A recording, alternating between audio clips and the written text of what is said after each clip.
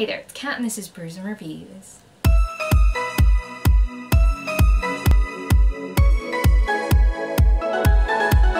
So today I'm going to be bringing you guys my TBR for the Horrorathon Christmas edition. So this readathon takes place at the same time as the Hemisphere Christmas readathon. So only one of the books that I'm reading for this actually overlaps into that readathon, so this TBR shouldn't be too much of a repeat, even though this is kind of happening at the same time and I am digging myself a hole of TBR that I will never escape from because there are so many books on it. Anyway, ambitious. Yeah. This readathon was created by Lauren from Lauren's Library, and she created a bingo board, but it's all kind of optional, which kind of worked really well for me, so I can sort of hop in and out with the different challenges that I can actually take part in, which is great because it turns out I don't have that many Christmas books and had to get a few on my Kindle. I love Kindle when things are like 99p. Turns out there are some fun things on there for 99p. So let's go through the prompts and the ones that I'm doing and the ones that I'm not doing. So the first challenge is to read a short horror, and for that one I'm going to be reading The Ice Maiden by B.D. Smith. So this book, I believe, is about a serial killer who abducts, tortures and kills young women, and he murders them in like a similar way to the Spanish Inquisition and then leaves them out in the snow, I think, or something like that. I guess it's an icy place. Now, it may not take place at Christmas, but like the cover is super icy and snowy, and that makes me think of Christmas because I am from a place where it gets cold at Christmas time. So yeah, I'm gonna count it for this, even though it's not explicitly Christmas. Officially, I don't know that it's not Christmas, so my plausible deniability may be intact. Anyway, we're gonna go with that, and that's what I'm gonna read. Challenge number 2 is to bake something, and I may make something ginger related.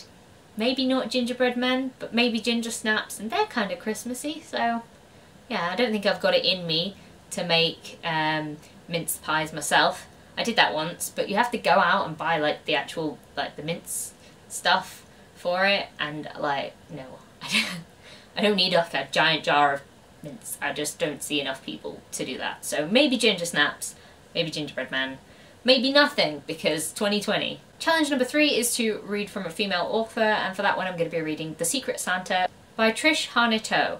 Okay, I am seriously sorry if I've just butchered that name.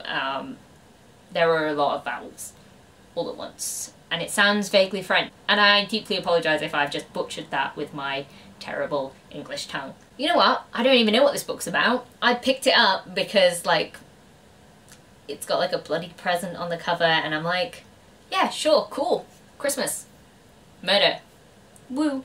I kind of just looked at it, and you know when you're just drawn to one and you're like, yeah, I just want to read it, so that's what I'm going to read. Prompt number 4 is to read with a hot drink, and I'm probably going to read with coffee, because I always have coffee.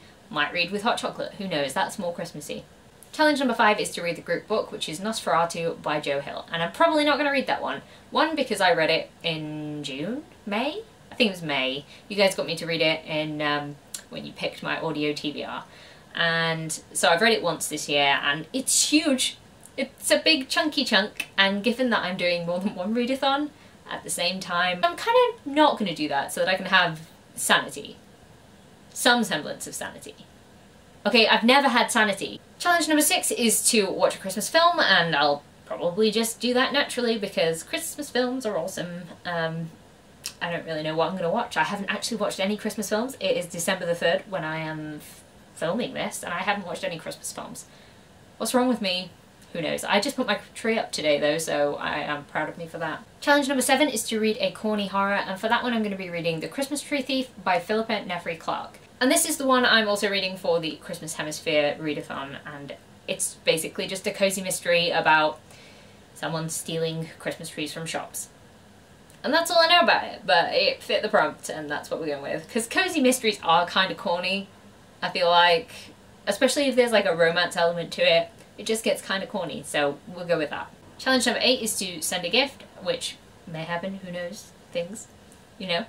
And challenge number 9 is to read a thick horror, and if I had been reading Nosferatu then I would do this prompt, but I'm not, and I don't think I can make it through a thick horror because I don't have any on my TBR, and I don't think I could fit them into this readathon, so I'm not going to do that one.